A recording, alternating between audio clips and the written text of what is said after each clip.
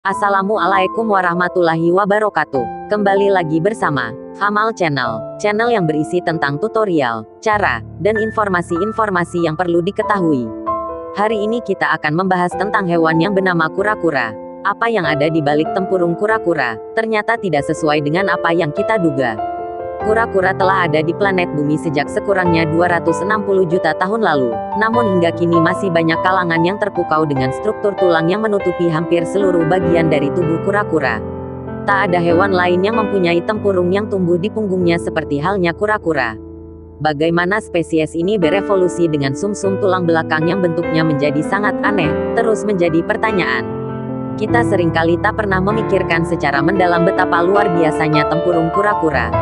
Tak seperti hewan-hewan bertempurung lainnya, batok, cangkang, shell, reptil tertua di planet bumi yang masih eksis ini, tak bisa keluar dari tempurungnya karena tempurung pada kura-kura adalah bagian dari struktur tulang yang keras dan kaku. Namun, masih banyak yang mengira bahwa di dalam tempurungnya adalah kumpulan daging dan lemak yang membuat kura-kura begitu lamban bergerak. Sebenarnya, organ-organ tubuh kura-kura tersusun dengan rapi di dalam rongga besar tersebut, seperti yang tampak pada gambar ini. Bagian pembentuk tempurung kura-kura. Tempurung kura-kura ini terdiri dari dua bagian dan memiliki struktur yang kompleks. Bagian atas yang menutupi punggung disebut karapas carapes, dan bagian bawah, ventral, perut disebut plastron. Karapas dan plastron tersambung pada sisi-sisi kura-kura oleh struktur tulang yang disebut bridge. Kemudian setiap bagiannya ini terdiri dari dua lapis. Lapis luar umumnya berupa sisik-sisik besar dan keras yang tersusun seperti genting, sementara lapis bagian dalam berupa lempeng-lempeng tulang tersusun rapat seperti tempurung. Tempurung kura-kura terdiri atas 50 tulang dengan tulang rusuk, tulang bahu dan tulang belakang yang menyatu bersama-sama untuk membentuk tempurung eksternal yang keras terbuat dari protein berserat yang disebut keratin. Tempurung yang keras pada kura-kura mengkompensasikan cara berjalan lambat dan tidak efisien pada kura-kura yang disebabkan oleh kakinya yang pendek. Luar biasanya kura-kura memiliki kapasitas untuk meregenerasi tulang dan tisu keratin yang rusak pada tempurung. Lapisan epidermis di sekitar bagian yang luka tumbuh di bawah tulang yang mati untuk seterusnya menggantikan bagian yang rusak.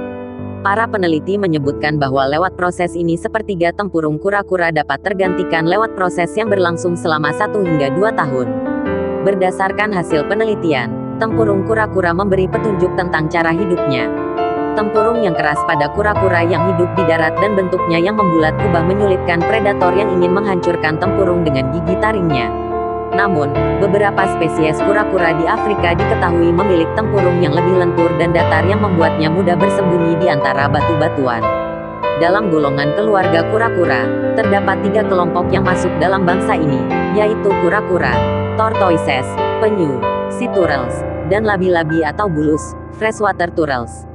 Kura-kura dibedakan lagi menjadi antara kura-kura darat, land tortoises, dan kura-kura air tawar, freshwater tortoises atau terrapins.